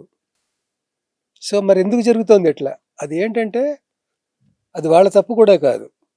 ఎవరో క్యారెక్టర్ పట్టుకొస్తారు. పట్టుకొచ్చి అందులో సార్ ఇది చాలా సెంటిమెంట్ క్యారెక్టర్ సార్ ఇది సార్. వాడు మొదలుపెట్టేటప్పుడు నేను చివరి కథ నా క్యారెక్టర్ చెప్పేస్తాను. చివరికి నేను చచ్చిపోతానా? చచ్చిపోవాలండి, లేకపోతే సినిమా హిట్ కమర్షియాలిటీ అండి. ఇంకోటి ఇది అవుతుందా? అవుతుందండి. ఎన్ని వేషాలు ఇస్తారా ఇది నాకు? ప్రతి దాంట్లో ఇలాంటి క్యారెక్టర్ ఎలా రాస్తున్నారు నాకు అర్థం అవుతుంది. ప్రతి రైటర్, ప్రతి డైరెక్టర్ దాంట్లోనే ఇది ఎలా ఉంటుంది వేషం? ఆ వేషం ఉంటుంది. ఇదే ఎందుకు నాకు? మీ దాంట్లో 100 సినిమాలు ఉన్నాయి, వెనకాల జై అనేది ఇవ్వండి, సరదాగా చేస్తాను నేను. నేను అలాంటివి కూడా చేశాను, చిన్నవి. మా అల్లుడు వెరీ గుడ్ దాంట్లో సన్మానాలు చేస్తుంటాడు, చిటుకులు చిటుకులు అని ఇవన్నీ అని తమాషా. అలాంటివి సరదాగా నవ్వించి వెళ్ళిపోయే క్యారెక్టర్లు ఇవ్వండి. చివరి రోజుల్లో భలే చేస్తున్నాడు రా అన్నీ పెద్ద చిన్న లేకుండా, ఉన్నాడంటే ఏదో స్పెషల్ ఇదితో వచ్చి వెళ్ళిపోతాడు అనేవి ఇవ్వండి, చేయడానికి రెడీగా ఉన్నాను. ఇప్పుడు చేస్తున్నాను నేను. ఇప్పుడు ఒక 6-7 నెలలుగా ఒకదానికి సంబంధం లేనివన్నీ చేస్తున్నాను. ఇంత క్రితం వరకు ఎందుకు లేదు అది? 7-8 ఏళ్ళు నేను అలాగా. అంటే ఏమంటారంటే వాళ్ళు, సార్ మీరు చెప్పిన మిగతా జేఈ దగ్గర నుంచి మిగతా 90 వేషాలు వేయడానికి ఒకదానికి 10 మంది ఉన్నారు. ఈ వేషం రక్తి కట్టించడానికి మీరు తప్ప ఎవరున్నారు అంటే, నేనేంటి అంత బాగా చచ్చిపోతానా, అంత బాగా ఏడుస్తానా, అంత బాగా ఏడిపిస్తానా అంటే, లేదు సార్, ఇది మీరే, మీ తర్వాతే ఎవరైనా. నో, అలా అవన్నీ నేను ఒప్పుకుంటే ఈ 6 ఏళ్ళు ఇంకా బిజీగా ఉండాలి. ఎందుకంటే దీనికి పోటీ లేదు. 150 సినిమాల్లో 100 సినిమాలు ఇవే ఉంటాయి. నేను రోజు 100 సినిమాలు అనమాట ఏటికి నాకు. నేను చెయ్యనని వదిలేస్తే ఖాళీగా ఉన్నాను అనమాట. షార్ట్ ఫిల్మ్స్ చేస్తున్నాను అంటే ఎన్ని వదిలేసి ఉంటాను. మీరు పెద్ద సినిమాలు, చిన్న అదంతా మీకు సినిమా సంఘర్షణ బాగా లోపల. తప్పనిసరిగా ఒక రకంగా బాధ ఉంటుంది కదా. నేను జీరో అనుకోండి, ఇలాంటి వేషాలతోటి ఎంట్రీ అయ్యి ఇలాంటి వేషాలతోటే చచ్చిపోయాను అనుకోండి, పాపం ఒకడు ఉండేవాడు రా ఇండస్ట్రీలో అని నాకు ఒక ల్యాండ్ మార్క్. కాదు, ఇన్ని చేసిన తర్వాత ఇదేంటి ఈ దౌర్భాగ్యం ఏంటి? ఇది మీ ప్రొఫెషనల్ లైఫ్ లో చెప్పారు మీ బాధ. ఉమ్. పర్సనల్ లైఫ్ లో మీ మనసుని కలిచివేసిన, బాధపడిన అతి పెద్ద సంఘటన మీ జీవితంలో చెప్పదలుచుకుంటేనే చెప్పండి. అంత కలిసి వేసిన లేదండి. ఎందుకంటే నేను ఎలాంటి సిచ్యుయేషన్లో అయినా ఏదో రకంగా ఆనందాన్ని వెతుక్కోవడానికి ట్రై చేస్తాను కనుక ఎక్కువ పట్టించుకోను కనుక. అంటే ఇందాక మీరు అన్నట్టుగా పట్టించుకుంటే ఇంకా నాకు గుచ్చుకుంటుంది అనమాట. అది ఎవరికైనా గుచ్చుకుంటుంది, నేను పట్టించుకోకుండా ఉన్నవాడిని కాబట్టి ఎక్కువ గుచ్చుకుంటుంది. ఆ గుచ్చుకుని అంత ఏం లేవు, పర్లేదు, నో ప్రాబ్లం. సార్ ఇప్పుడు మళ్ళీ సినిమాకి వద్దాం సార్. ఇంతకు ముందు మీరు చూసిన హాస్యం, మీరు పండించిన హాస్యం, ఇప్పుడు వస్తున్న హాస్యం నక్క నాగలోకం అంత దూరం ఉంది లిటరల్ గా చెప్పాలంటే. అంటే జెన్జీ వచ్చారు కదా, రేపటి తరం వాళ్ళు. నేను ఎటేటో తిప్పుతున్నాను, ఒప్పుకున్నట్టు కాదు. మీరు అంటుంటే నేను అంటున్నాను ఒప్పుకున్నట్టు కాదు. నా క్వశ్చన్ ఇంకా అవ్వలేదు. క్వశ్చన్ అయ్యాక ఆన్సర్ చేస్తేనే మీరు ఒప్పుకున్నట్టు. సో ఈ జెన్జీ వాళ్ళకి ఇప్పుడున్న పరిభాషలో హాస్యం సరిగ్గా అందాలి అని అంటే అందుతోందా? అసలు అందాలంటే కాదు, అందుతోందా? సరైన పద్ధతిలో అందుతోందా? ఇప్పుడున్న హాస్యం ఎలాంటి హాస్యం? ఇప్పుడు ఏదైనా ఊరు వెళ్ళాలంటే ఇదివరకు మా చిన్నప్పుడు ఒంటెద్దు బండి అని, లేకపోతే ఒక బస్ అని, ఒక రిక్షా అని, అది మా జర్నీ. అది ఆస్వాదించేవాళ్ళం ఆ జర్నీని. ఇప్పుడు ఆస్వాదించేది అది చక్కగా ఇక్కడ బటన్ నొక్కితే అక్కడ ఎటు వెళ్ళిపోతున్నాం, ఇటు లిఫ్ట్ ఎక్కితే అక్కడ ఎక్కడికి వెళ్ళిపోతున్నాం, ఇది ఎక్కితే అది అక్కడికి క్యాబ్ ఎక్కితే అక్కడ 5 నిమిషాల్లో దిగిపోతున్నాం. షార్ట్ కట్లు అయిపోయి. సో కామెడీ అది కూడా షార్ట్ కట్టే. ఇప్పుడు ఇన్స్టెంట్ అలా చెప్పగానే అది బూతో నెయ్యితో ఏదైనా వెంటనే నవ్వు వచ్చేయాలి అంతే. నవ్వు రాకపోతే నవ్వు వెనకాల వేసేస్తున్నారు కదా, అని వాళ్ళే వేస్తున్నారు కదా. సో ఇంకా ఆ నవ్వును చూసి నవ్వుకోవాల్సి వస్తుంది. ఇందులో ఇప్పుడు ఆ జోక్కి నవ్వు వేస్తారు కదా, ఆర్ఆర్ మ్యూజిక్ లాంటిది, అది చూసి నవ్వుకోవాల్సి వస్తుంది. అంతేగాని అది జోకా కాదనే లేదు. అది జోకా కాదంటే అన్ని ఒకే ప్యాటర్న్ అలా ఫట ఫట ఫట ఫట ఫట హౌరా ఎక్స్ప్రెస్ లో. అసలు ఎక్కడో స్టేషన్ లో బండి ఆగింది, కనీసం టీ తాగేమనో ఇడ్లీ తిన్నామనో ఆ మెమరీ ఉండాలి కదా. అసలు స్టేషన్ ఏంటో అలా వెళ్ళిపోతుంది, అలా విష్పాన్లో వెళ్ళిపోతుంది, తాటి చెట్లు కొబ్బరి చెట్లు అన్ని వెళ్ళిపోతున్నాయి. అవి రీల్ ఇలాగ ఇప్పుడు ఇలా వేలుతో తిప్పడమే తప్ప ఆ స్టేయింగ్ ఏది అంటే ఎంత తిప్పామనేది మాత్రం. ఈ చేతులు వేళ్ళు వంకరలు అయిపోతున్నాయి తప్ప ఆస్వాదించే ఇదేదండి. ఇదివరకు పిండి వంట వండుకుంటే గంట సేపు భోజనం చేసేవారు, అదన్నీ భలే ఉంది. ఇది ఏమైనా నీ చేతి వంటే వేరు, ఇలా ఎన్ని ఉండేవి అవి. ఇప్పుడు ఏది అసలు ఏం తిన్నామో తెలియదు, దేని తర్వాత ఏం తిన్నామో తెలియదు, ఏది వదిలేసామో తెలియదు. ఇన్స్టెంట్ అలాగా ఏమంటారు, మ్యాగీలాగా కామెడీని కూడా రెడీమేడ్ అయిపోయింది. సో ఇక్కడ మనం ఎక్కువ ఆశించడం కూడా కరెక్ట్ కాదు. ఇది కంపేర్ చేస్తే నేను ఎప్పుడు మా కామెడీ గొప్పది ఇది కాదు అని నేను అన్నాను. ఆ పాయింట్కి వస్తే మళ్ళీ ఒక కోర్టు ప్రకారం నిన్న ఎలా జరగాలో అలాగే జరిగింది, ఈవేళ ఎలా జరగాలో అలాగే జరుగుతోంది, రేపు ఎలా జరగాలో అలాగే జరుగుతుంది. ప్రాప్తమున్న తీరానికి పడవ సాగిపోతుంది. నీకు ఇంత ప్రాప్తం ఉంటే ఈ రేవుకి వస్తుంది, అంత ప్రాప్తం ఉంటే ఆ రేవుకి వెళ్తుంది. ఈ జనరేషన్కి ఇంతే ప్రాప్తం అనుకుందాం, జంజాల గారి రోజుల్లో అంత ప్రాప్తం అనుకుందాం, ఇంకా పెంగళ గారి వాళ్ళ రోజుల్లో అంత ప్రాప్తం అనుకుందాం, రేపు ఇంకొకళ్ళకి ఇంతే ప్రాప్తం అనుకుందాం. ఈ ఇంతే మనకి వాళ్ళకి చాలా ఎక్కువ. ఎవరికి ఎంత ప్రాప్తం అంత. ఏదో ఎలక ఏనుగు మీద ఎక్కేసి ముక్కుతో పొడుస్తూ నేను పెట్టిందా కొంచెం మెల్లిగా పడవనా అందుట. అలాగా దీన్ని మనం ఏమంటారు, ఏదో తక్కువ చెప్పానా ఇంకా చెప్పనా అన్నట్టుగా బాగా చెప్పారు.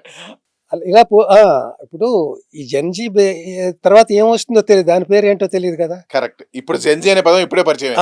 ఆ పేరు వాళ్ళు వీళ్ళని చూసి ఆ రోజుల్లో కామెడీ అండి అంటారు, ఆ జెన్జీ బ్యాచ్ మా రోజుల్లో అంటారు. ఇది ఇలా తరుగుతూ వస్తుంది తప్ప పెరుగుతూ వెళ్ళట్లేదు కదా స్పాన్. కనుక మనం దాన్ని ఆస్వాదించాలంతే. ఇప్పుడు ఏసీ వేస్తే చలి ఉంటుంది, వేసవకాలం వస్తే వేడి ఉంటుంది, వర్షాకాలం వస్తే వర్షం ఉంటుంది, అన్నీ ఎంజాయ్ చేయగలగాలి. అందుకే 6 రుచులు, ఇన్ని ఋతువులు, ఇవన్నీ ఉన్న కారణం, అన్ని రంగులు ఉన్నది. అన్నీ ఎంజాయ్ చేయగలిగితే మనం ఆశ్చర్యపోతూనో అభినందిస్తూనో దాన్ని ఎంజాయ్ చేయగలుగుతాం. దీంట్లో దీనికి అనుసంధానంగానే ఒక ప్రశ్న సార్. ఇప్పుడు అన్నిట్లోనూ ఉంది, ఇప్పుడు కామెడీలో కూడా తయారవుతోంది, అశ్లీలత బూత్ అనేది ఎక్కువ అవుతుంది అని అంటున్నారు. ఇది కొంచెం సెన్సిటివ్ క్వశ్చన్, మీకు ఇష్టమైతేనే చెప్పండి. దీని మీద మీ కామెంట్ ఏంటి? నేను క్వశ్చన్ అడగచ్చా ఒకటి? బ్రహ్మాండంగా. సెక్స్కి శృంగారానికి తేడా చెప్తారా? సెక్స్ అంటే ఇన్ని నిమిషాల్లో అయిపోతుంది, శృంగారం అంటే దానికి అంతు లేదు, ఒక జీవితకాలం కూడా శృంగారమే. 80 ఏళ్ళు వచ్చి కూడా అలా ఫెవికాల్లో అతుక్కుపోయిన దంపతులు ఎంతమంది ఉన్నారు? 90 ఏళ్ళు వచ్చిన వాళ్ళు, లేకపోతే వీళ్ళు బతకలేరు. దెబ్బలాడుకోవచ్చు ఏదైనా, అదంతా శృంగారంలో భాగం. ఆ శృంగారం అసలు ఇన్ని బ్రేకప్లు ఇవి అయిపోతున్న రోజుల్లో ఆ శృంగారం, జీవితకాల ప్రయాణం, ఇవన్నీ ఎక్స్పెక్ట్ చేయగలమా మనం? సో ఇప్పుడు ఒక్కసారి మీరు క్వశ్చన్ గుర్తు చేయాల్సి వస్తుంది, నేను డైవర్ట్ అలే. ఇది ఇప్పుడు నేను చెప్పాలనుకుంది ఏంటి అని అంటే, ఈ అశ్లీలం బూతు అనేది కామెడీలో కూడా ఎక్కువ అవుతోంది. అశ్లీలం బూతు అనేది ఇప్పుడు సెక్సే ఉంది, రొమాన్స్ లేదనేది నా భావం. ఆ సెక్స్ కూడా ఆర్టిఫిషియల్ సెక్స్లోకి వచ్చేసింది. అది ఆ సెక్స్ కూడా ఫుల్ ఎంజాయబుల్ సెక్స్ కాదు. అదే చెప్పాను కదా, పరుగుల్లో సెక్స్, పరుగుల్లో శృంగారం, మీరు ఏమైనా పేరు పెట్టు, అన్ని పరుగుల్లోనే. స్టేయింగ్ అనేది నాన్ స్టాప్ జీవితం. ఎందుకంటే ఇంకొక రకంగా చెప్పాలంటే ఈ జెన్జీ అనే మాట వచ్చింది కనుక ఎంత ఈ జెన్జీ వాళ్ళు నెక్స్ట్ జనరేషన్ గురించి వాళ్ళేం సింపతి చూపిస్తారో, కానీ మా జనరేషన్ సింపతి చూపించేది ఏంటంటే మా పెద్దవాళ్ళ మాట మేము విని తీరాలి, వాళ్ళు చేసుకోమన్న వాళ్ళు పెళ్లి చేసుకోవాలి, వాళ్ళ అలా జరిగినవే చాలామందికి. అప్పుడు ఈ లవ్ అన్నీ ఎక్కడ ఉన్నాయండి? మహా అయితే కాలేజీ డేస్లో ఏమైనా చిన్న చిన్న మెమరీస్ ఉంటాయి తప్ప లవ్ మ్యారేజెస్ ఎన్ని ఉన్నాయి? చాలా తక్కువ. మా జనరేషన్ గురించి చెప్తాను. ఇప్పుడు అరేంజ్డ్ మ్యారేజెస్ ఎన్ని ఉన్నాయి? చాలా తక్కువ. సింగిల్ పేర్ ఎన్ని ఉన్నాయి? ఎక్కువ. సింగిల్ కాంబినేషన్స్ అన్నీ ఇదే కదా, మల్టిపుల్ వేరే కాంబినేషన్సే కదా. ఇందులో ఏ వాల్యూస్ ఎలా మాట్లాడతాం మనం? సో కామెడీలో ఇది అశ్లీలం ఉందా లేదా అనేది కూడా మనం మాట్లాడలేము. కాకపోతే ఇప్పుడు ఈ జెన్జీ తర్వాత కట్టిన వేసేసాం. ఇంతకుముందు జనరేషన్స్ లేవు, సృష్టి ఇక్కడే మొదలైంది అనుకోండి. వాళ్ళు దే కెన్ ఎంజాయ్. ఓహో, సెక్స్ అంటే ఇదేమో, రొమాన్స్ అంటే ఇదేమో, కామెడీ అంటే ఇదేనేమో. ఎలా ఉంటే బూత్ లేకపోతే అది ఇంకో పేరు పెట్టాలేమో దానికి. కానీ అవన్నీ ఇప్పుడు మీ తరం కానీ మా తరం కానీ చూసి తట్టుకోగలిగే శక్తి మనకు ఉందా అని తట్టుకోగలిగే అంటే కొన్ని జనరేషన్స్ చాలా స్లోగా నడిచాయి.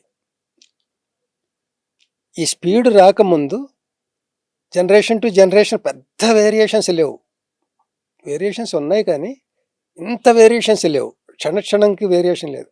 అలా రాను ఒక 100 మైళ్ళు ప్రయాణం చేయాలనుకోండి, ఒక ట్రైన్ వస్తుంది. ఈ 90 మైళ్ళు 90 కిలోమీటర్లు స్లోగా వెళ్ళింది, గూడ్స్ బండిలాగా వెళ్ళింది.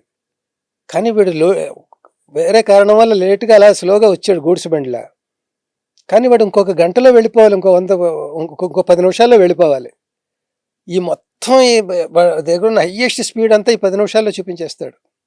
దీని గురించి మాట్లాడితే మనం ఈ జర్నీ గురించి ఏం మాట్లాడగలుగుతాం? కరెక్ట్. ఈ జర్నీలో మనకి ఎన్ని అనుభూతులు చెందాము, ఎంతమందికి మనం ఆశ్రయం ఇచ్చాము, ఎంతమంది మన అవమానపడ్డాము ఈ జర్నీలో. ఇది అదేం లేదు, అయిపోయిందంతా. ఇలా వచ్చింది అలా వచ్చాడు, ఎవడో కొట్టాడు, మనం మోసం చేశాడు, మనం మోసం చేసేద్దాం, వాడెవడో మనకి ఇది ఇచ్చాడు, వాడు మన వల్ల ఈ హెల్ప్ పొందాడు, వాడి దగ్గర నుంచి వెంటనే ఏం పొందుదాం మనం. గివ్ అండ్ టేక్ అలా అలా అలా అలా ఇంత దాంట్లో కూరుకుపోయి వీడి మధ్యలో డబ్బు డబ్బు డబ్బు డబ్బు డబ్బు డబ్బు ఎలా బతకాలి, పక్కవాడితో పోలిక, వాడితో కంటే మనం ఎలా పక్కవాడి కంటే బాగుండాలి, అంతే టాస్క్. ప్రపంచం అంతే, మరి పక్కవాడు కూడా లేదు, ఫోనే కదా, అంతే కదా. ఇంకొంచెం ఎక్స్టెండ్ చేస్తే ప్రపంచం పక్కవాడు. సెల్ ఫోన్ కాకుండా ప్రపంచం ఏమైనా ఉంటే పక్కవాడు. పక్కవాడి కంటే బాగున్నామా లేదా? పక్కవాడు స్వర్గలోకం బాగుందా, నరకలోకం బాగుందా? మనం బాగోలేకపోతే మన నరకలోకం, వాడు బాగుంటే వాడు స్వర్గలోకం. మనం వాడిని డామినేట్ చేసేయాలి. ఎంతసేపు పక్కన ఉండి తొక్కేయాలనే ఆలోచన. అంతే అంతే. Right sir.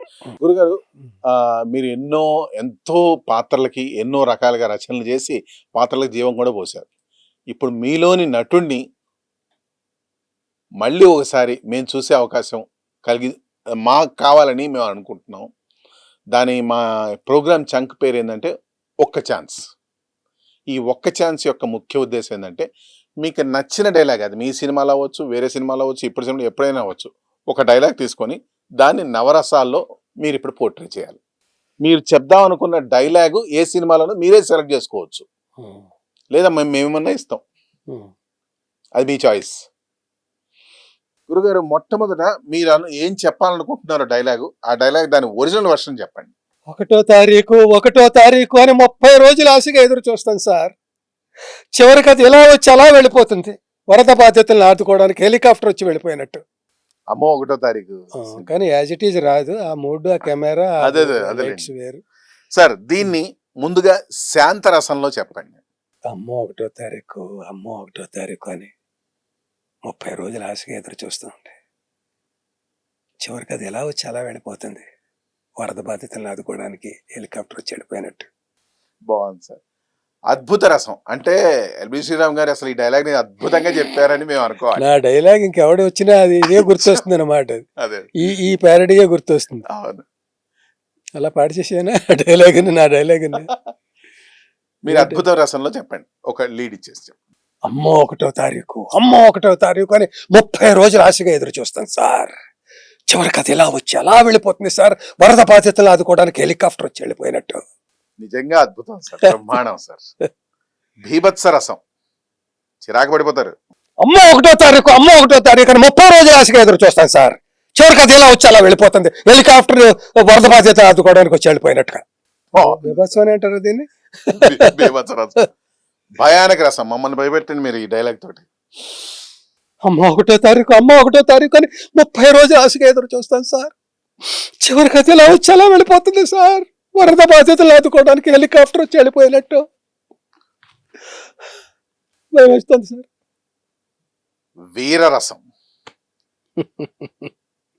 అమ్మో 1వ తారీఖు అని 30 రోజులు ఆశగా ఎదురు చూస్తాను సార్.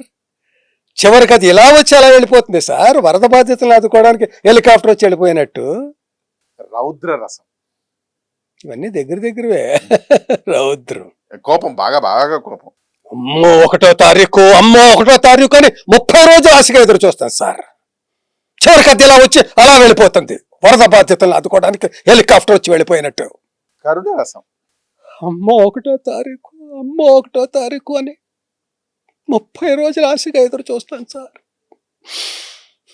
చివరికి అది ఎలా వచ్చి అలా వెళ్ళిపోతుంది సార్. వరద బాధ్యతలను ఆదుకోవడానికి హెలికాప్టర్ వచ్చి వెళ్ళిపోయినట్టు. Super sir. శృంగార రసం. అమ్మో 1వ తారీఖు అని 30 రోజులు ఆశగా ఎదురు చూస్తాను సార్. చివరికి అది ఎలా వచ్చి అలా వెళ్ళిపోతుంది సార్. వరద బాధ్యతలను ఆదుకోవడానికి హెలికాప్టర్ వచ్చి వెళ్ళిపోయినట్టు. Super sir. మీకు సంబంధించిన అద్భుత రసం హాస్య రసం. నేను ఏ రసంతో చెప్తున్నానో నాకు తెలియట్లేదు. ఇది ఏదో రసం. అన్ని పడుతున్నాయి, బాగా పడ్డాయి. మీరేం కంగారు పడక్కర్లేదు, బ్రహ్మాండంగా పడ్డాయి. హాస్య రసం చెప్పండి. అమ్మ 1వ తారీఖు, అమ్మ 1వ తారీఖు 30 రోజులు ఆశగా ఎదురు చూస్తాను సార్. చివరికి ఇది ఎలా వచ్చి అలా వెళ్ళిపోతుంది సార్. వరద బాధితులను ఆదుకోవడానికి హెలికాప్టర్ వచ్చి వెళ్ళిపోయినట్టు. బ్రహ్మాండం. చాలా బాగుంది సార్, చాలా చాలా బాగుంది సార్. సార్ మీరు ఒక 3 తరాలు చూశారు. ఈ 3 తరాలు అయిపోయిన తర్వాత ఇప్పుడు రాబోయే చాలా కొత్త తరము, అదే మనం అనుకున్నట్టు జెన్జీ తరము సినిమా ఇండస్ట్రీకి రావాలనుకునే వాళ్ళకి మీరిచ్చే సలహా సూచనలు ఏమిటి?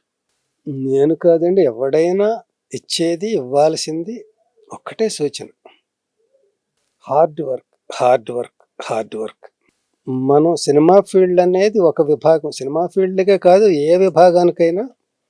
మన సినిమా ఫీల్డ్ గురించే మాట్లాడుకుందాం ప్రస్తుతానికి. ఇందులోకి ఇష్టమైతేనే రండి. ఇందాక మనం మాట్లాడుకున్నట్టుగా వాడు సినిమాల్లో చేసేస్తున్నాడు, వీడు చేసేస్తున్నాడు అంటే, వాడు ఫ్లైట్ నడిపాడు, నువ్వు నడుపు ఫ్లైట్, వాడు ఇంకోటి అంతరిక్షానికి వెళ్ళాడు, నువ్వు వెళ్ళు. వాడు కృషి చేశాడు, సాధించాడు. ఆ తపన ఉండాలి నీకు. ఎలాగంటే ఏదైనా మనం ఒక రంగంలో ప్రవేశించి అందులో సాధించాలి అనుకుంటే ఎంత కృషి, ఎంత తపన ఉండాలంటే, ఒలింపిక్స్ గేమ్లో భారతదేశం తరఫున మనం పరుగు పందెంలో పాల్గొబోతున్నాం, సెలెక్ట్ అయ్యాం. అప్పుడు నీ టాస్క్ ఏంటి? చచ్చినట్టు యూ హ్యావ్ టు, ప్రాణం పోయినా సరే నువ్వు గెలిచి తీరాలన్నంత బర్నింగ్ ఉండాలి నీలో, పరిగెడుతున్నప్పుడు, పరిగెట్టబోయే ముందు. ఇంకొకటి ఏంటంటే, ఈ ఛాలెంజ్ నీకే కాదు, నీ దేశానికి సంబంధించిన ఛాలెంజ్. భారతదేశం ఓడిపోతుంది, మొత్తం దేశం, ఇన్ని కోట్ల మందికి అవమానం. అది అంత టాస్క్ పెట్టుకొని చెయ్యాలి. ఇందులో నేను ఓడిపోతే ఈ రంగంలోకి అనవసరంగా వచ్చాను అని నా ఇంట్లో వాళ్ళు, భారతదేశం నా ఇల్లు అనుకుందాం, నా ఇల్లు భారతదేశం అనుకుందాం, వాళ్ళ ముందు నేను అనవసరంగా వాడు అందులో ఎంటర్ అయ్యాడు, జీవితాన్ని పాడు చేసుకున్నాడు అనే చెడ్డ పేరు రాకూడదు నాకు అనేది కూడా దృష్టిలో పెట్టుకోవాలి. నీ బాధ్యతని దృష్టిలో పెట్టుకోవాలి, నేను నమ్ముకున్న భార్య బిడ్డలను దృష్టిలో పెట్టుకోవాలి.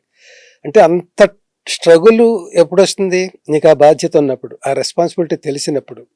అయ్యో వాళ్ళకి అన్యాయం చేయకూడదు, మనం ఒక స్వార్థంతో ఇందులోకి వచ్చినా కూడా వెనకాల వాళ్ళు ఉన్నారు, నెగ్గాలి ఎలాగైనా. ఇవన్నీ దృష్టిలోకి వచ్చినప్పుడు ఆ చిత్తశుద్ధితో ఆల్ ఛానల్స్ ఓపెన్ అవ్వడం అంటారు చూడండి, అవన్నీ పెట్టుకుని కృషి చేస్తే చేస్తే చేస్తే చేస్తే నువ్వు ఖాళీగా ఉన్నా, యాక్టివ్గా ఉన్నా, ఫోకస్లో ఉన్నా, అవుట్ ఆఫ్ ఫోకస్లో ఉన్నా, నీ దృష్టి అంతా, నీ బ్రీత్ అంతా దాని మీదే ఉండాలి. అలాగే ఉంటుంది. ఇప్పుడు ఆబ్వియస్గా ఉంటుంది, ఎందుకంటే మాకంటే లాంగ్ పీరియడ్ ఉండేది. 5-6 ఏళ్ళు మేము ఖాళీగా ఉన్నా ఎవడు పట్టించుకోడు. ఇప్పుడు వాడి స్పాన్ 5-6 ఏళ్ళు అంటే 5-6 సినిమాలు స్పాన్.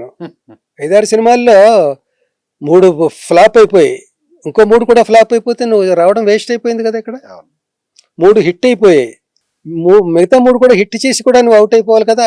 7వది ఎలాగో అవుట్ అయిపోతావు నువ్వు, ఇవి కూడా హిట్ చేసి పోవాలని కదా ఉండాలి. ఆ బర్నింగ్ డిజైర్ ఉండాలండి. సినిమా ఫీల్డ్లో ఎంటర్ అయ్యేవాడికి ఉండాల్సిన క్వాలిఫికేషన్ అనేది. టాలెంట్ తర్వాత అవన్నీ సెకండరీ. ఆ తపన, నీ మీద నీకు అంత నమ్మకం, కృషి, పట్టుదల, అహోరాత్రాలు అంటే, నేను ఆర్టిస్ట్ని కావట్లేదంటే నేను తెల్లవారులు మందు కొట్టేసేదో నిద్ర లేకపోయి వేడుపు మొహంతో పొద్దున్నే లేస్తే నువ్వు యాక్టర్ ఎలా అవుతావు? అహోరాత్రాలు అంటే స్మరణలో ప్రతి క్షణం అలా ఉండదు. సార్ ఇప్పుడు సినిమా వాళ్ళకి చెప్పారు, అలాగే ప్రస్తుత పరిస్థితుల్లో ప్రపంచ దేశాలన్నీ ఒక యుద్ధ వాతావరణంలోకి వెళ్ళిపోయాయి ఆల్మోస్ట్ ఆల్. సామాన్యులకు కానీ ప్రతి ఒక్కళ్ళకి మీరిచ్చే ఆత్మీయం పిలుపు ఏంటి? అంటే వాళ్ళని తట్టి లేపి వాళ్ళని కొంచెం ఎంకరేజ్ చేసే విధమైన ఆత్మీయంగా ఒక 2 మాటలు. సముద్రంలో పడిపోయాం అనుకుంటాం, షిప్ మిస్ అయిపోయింది, పడిపోయాం. ఉన్నాయి షిప్ ఒకటే కాదు, ఇంకా ఉన్నాయి. దొంగలు వెళ్తున్నాయి, పడవలు వెళ్తున్నాయి, చెదురుమదురుగా వెళ్తున్నాయి. అది ఏదో ఒకటి దొరుకుతుంది, మనకి దొరకలేదు. ఇది మనం ఒక్కళ్ళమే కాదు, ఆ షిప్లో వాళ్ళు అందరూ పడిపోయారు, ఎవరేదో వాళ్ళు ఎత్తుతున్నారు. ఇది షిప్ ప్రయాణికులకి సంబంధించిన ప్రాబ్లం తప్ప నీ ఒక్కడిదే కాదు. సో ఈ షిప్పే పెద్ద ప్రపంచం అంత షిప్ అనుకుంటే ఇది అందరి సమస్య, నీ ఒక్కడివి కాదు. వాళ్ళతో పాటు మనం ఉందాం. రేపే పోతాం అనుకో, రేపటిదాకా చేస్తూ బతకడం ఎందుకు, రేపటిదాకా బతుకు. అద్భుతం సార్, మీ ఆత్మీయమైన పిలుపు మాత్రం నిజంగా చాలా చాలా ఆనందాన్ని కలిగించింది. అదేవిధంగా ఈ ఆత్మీయంగా ప్రోగ్రాంలో మీరు వచ్చి మాతో మీ అనుభవాలు, మీ సూచనలు పంచుకున్నందుకు నిజంగా ధన్యులం sir. Thanks a lot. Thank you. ఈ పుట్టినరోజు నాడు వస్తుందన్నారు, అది నాకు మరింత ఆనందాన్ని ఇచ్చింది. ఈ పుట్టినరోజు స్పెషాలిటీ ఏంటంటే ఈ ప్రోగ్రామ్ అని అనుకుంటున్నాను నేను. మా అదృష్టం. Thank you sir, thank you. అదండి ఎల్బి శ్రీరామ్ గారి ఆత్మీయమైన పిలుపు పలకరింపు. మరో ఎపిసోడ్లో మళ్ళీ మరో గెస్ట్తో మళ్ళీ మీ ముందుకు వస్తాం. That's all for today. This is Harikrishna signing of a Sakshi exclusive.